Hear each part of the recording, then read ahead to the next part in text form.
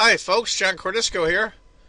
Round 9 of the U.S. Women's Chess Championship 2015 played at the beautiful Chess Club and Scholastic Center in St. Louis between two top female players in the United States. Krush is white, defending U.S. champion, and Abrahamyan as black. Tatev has come so close in the championship. In fact, Tatev was said that was the only one that could really give Irina a run for her money, but we're seeing that's not true. This is a really wild field. Anyway, folks, let's get to it. It's going to be a Nimzo Indian. Krush is white and Abrahamyan is black. We're going to go through the opening. Knight f3 takes, knight, pawn, knight takes. Interesting setup. That bishop is in a bad spot for black on b4. It's nowhere to go. It's going to have to trade itself that knight on c3. Knight to b5. Even better. Bishop e4. Now, I'm not familiar with the Nimzo Indian, all the nuances in it. I've never really seen this one before, so we're going to see how this turns out. Queen to d1. Basically the only move for the queen. And that's the last book move according to the computer. a6, chase the knight. The knight goes to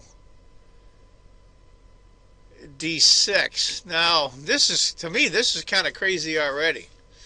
Look at those two bishops for black, right in the middle of the board, right in white's territory. Got 4 developed minor pieces already and castled. I like black here, but the computer shows a small advantage for white. Bishop c6. Bishop g5, pinning that knight. Knight takes, bishop takes, knight e5. Okay. Black doesn't really have much of a choice, trades the bishop. Now this is also the move of the computer, which I found very interesting. And there really is no other way to defend that pawn on d7. Tatev has to go rook a7. It's a little ugly. Bishop takes, pawn takes. Now, if queen takes, of course, knight takes d7 and the game is over. You lose the exchange immediately and a pawn. Has to take with a pawn. That kind of screws up Abrahamyan's pawn structure in front of the king. Knight to d3, chase the bishop. Bishop goes back to e7. I think Tatev's okay. It shows a point advantage almost for white, but I think black is very solid right here if you want to know the truth of it. Queen can end up going on c7 for black, bring the rook over to d8. Pawn goes to f5, give the bishop some scope. I think black's really okay. e4, going to set our pawn up there. Rook c7. Might as well have the rook do something else besides guard the d-pawn. Queen to b3. Queen to b8. Looking to push some pawns here. a4. Other rook comes over. Now you're doubled up on that pawn. How are you going to protect it? Rook a to c1, protecting the pawn. Rook c6. They're maneuvering their rooks around now. Rook c7. Knight f4. That's a good spot for that knight. Rook takes, queen takes, rook takes, queen takes. A lot of exchanges right there. All the rooks are off the board now. Still a small advantage for white, nothing fancy. I think black can hold this. We'll have to see. b5, looking to trade some pawns. She trades.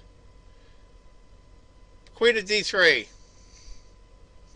Looking to trade.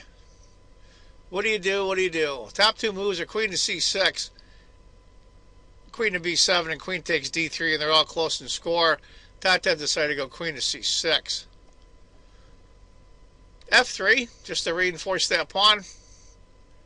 b4, going to try to get the pawn down here and try to get the queen here. King h3, queen to c1, Queen of D7. Bishop comes back. Can black hold this? I don't know. It looks pretty good. Now this is where it starts to get good. We're basically even. Bishop against knight. Black's bishop's a little backed up. Even number of pawns. But the problem is that the one that always screws everything up, and this for me too, is the fact there's queens on the board. What to do? What to do? Queen F1, check, is in the air. But White decides to go Queen of D8 instead, going after that F pawn. Tatev takes the pawn. Now right now the computer shows dead even. When I say dead even, I mean 0.00. Knight to H5, of course, hitting that pawn again. But as you can see, the queen's guarding it as well. And this is where I think Tatev just stumbles. I don't know if she was in time trouble around move 34. Computer likes queen to C1 or H6. She goes B3. And instantly, it's an over 4-point advantage for White. Queen to C1, I think, would have held out. Now knight takes check. King to G7. Now knight hits the bishop. There's no checks for black. Queen goes to A3, guarding the bishop. Queen checks. What a heartbreaker for Tatev. I mean, she's had some heartbreaking moments in this tournament. I think she thought she had a chance to give Irina Krush a run for her money, being that Anna Zatonsky isn't playing. And if you know, Anna and Irina have gone back and forth on the U.S. Championship for years and years. King to H8, what else can she do? Queen checks. King to G8. It's just horrible for her. Interesting might have been instead F6. Then after queen takes, king here. Queen takes, king to G7. It's still miserable. After king to G8, knight checks. She has to go into the discovered check. But instead, queen to H5. And that's where poor Tatev throws in the towel. Good win there for Irina. She needed it badly to stay on top in the U.S. Women's Championship. Katerina Nemtsova is just playing tremendous chess, and is making a run for the title. Give you an idea what would have happened after king to G7, queen checks, king to H8, and there it is, in the corner mate. And there's nothing she could have done about it. Anyway, folks, that's the game from round 9 of the U.S. Women's Chess Championship 2015. I hope you enjoyed it. And I want you all to remember, if you think chess is just a game, you're not playing it right.